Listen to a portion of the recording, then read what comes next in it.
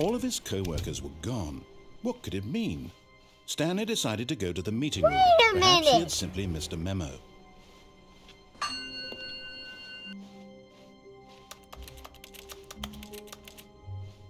When Stanley came to a set of 2 open doors, he entered the door on his left.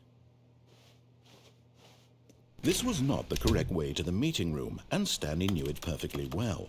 Perhaps he wanted to stop by the employee lounge first, just to admire it.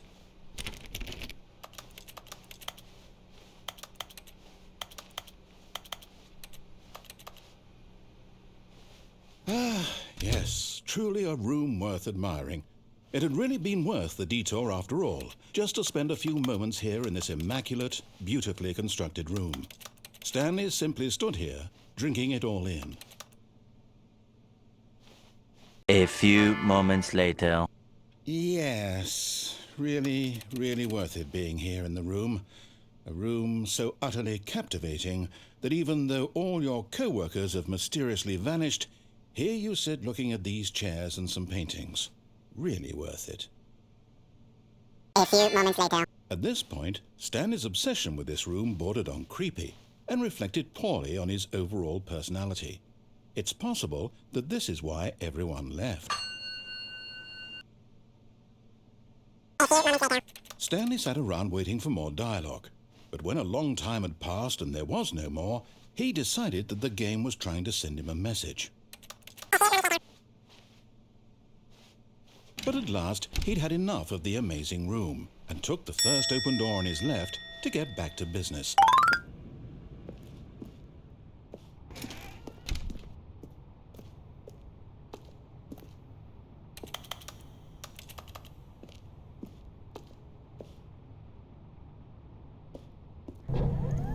Look, Stanley, I think perhaps we've gotten off on the wrong foot here. I'm not your enemy, really, I'm not. I realize that investing your trust in someone else can be difficult, but the fact is that the story has been about nothing but you all this time. There's someone you've been neglecting, Stanley. Someone you've forgotten about. Please, stop trying to make every decision by yourself. Now, I'm not asking for me, I'm asking for her. This is it, Stanley. Your chance to redeem yourself, to put your work aside, to let her back into your life. She's been waiting.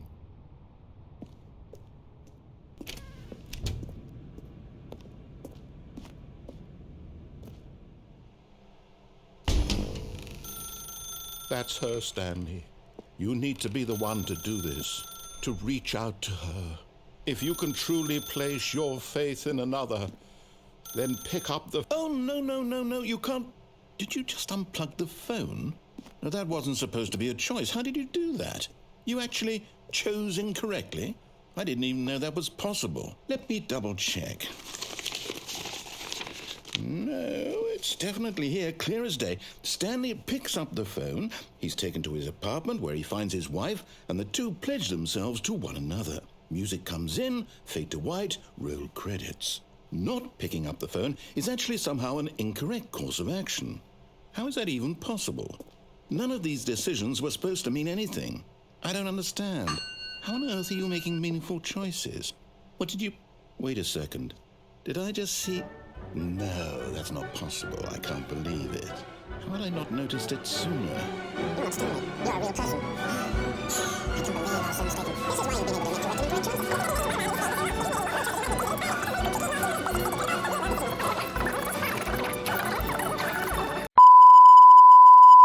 Please observe this helpful instructional video. Choice. It's the best part of being a real person. But if used incorrectly, it can also be the most dangerous. For example, in this scenario, a hypothetical real person named Rupert has a choice.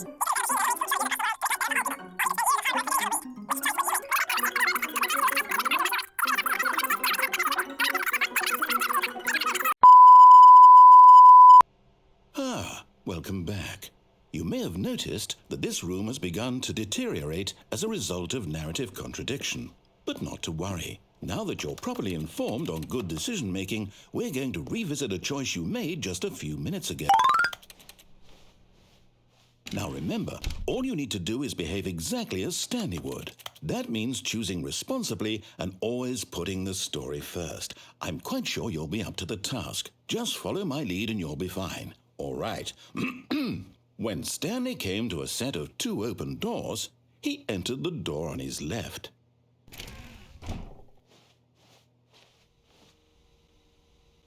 No! Why did you do that? Quickly, hurry back in the other direction. Perhaps we're not too late.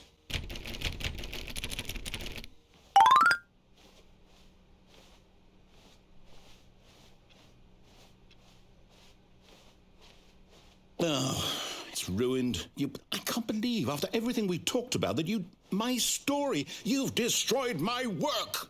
Why? For what? What did you get out of that? What did you think was so special about seeing the game undone? No, I have to. I have to shut the game down. I have to. I have to.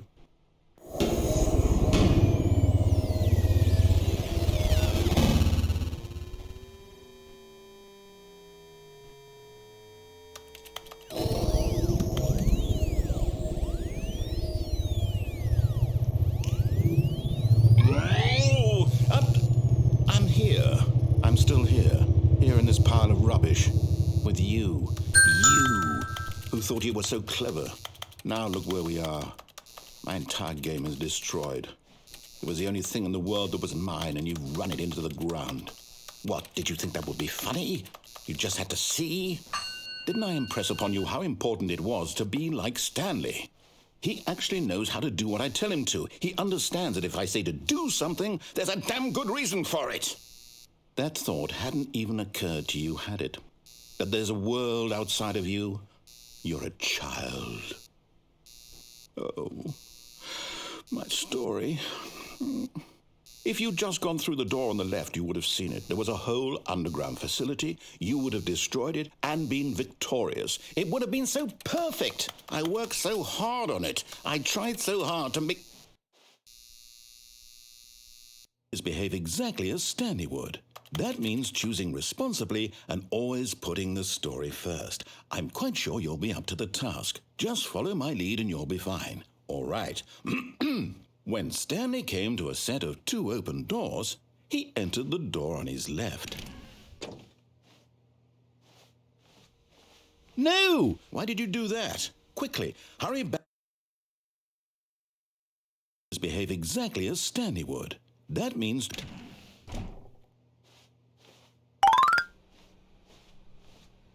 Coming to a staircase, Stanley walked upstairs to his boss's office.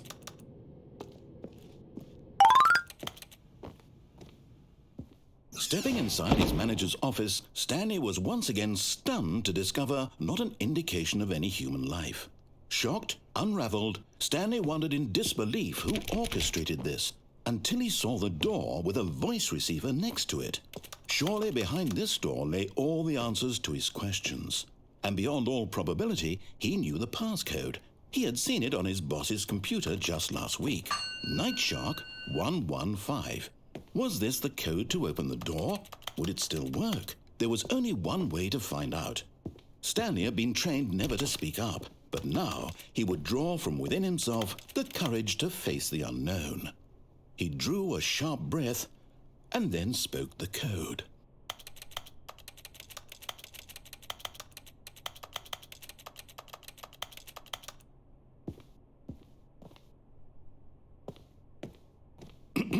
Stanley spoke the code. Nightshark 115. He spoke it into the receiver, right there on the wall. No!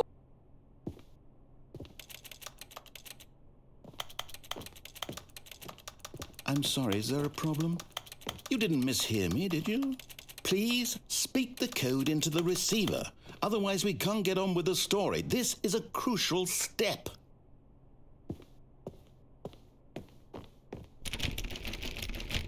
Okay, fine, you're not going to do it, but you know what?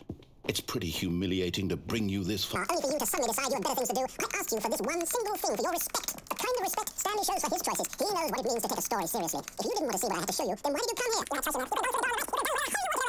here? Hey, speak. Say something to me. Explain yourself, you coward. You... When Stanley came to a set of two open doors, he entered the door on his left. Oh my God! Hello? Are you... Is everything okay? Stanley, please. I'm...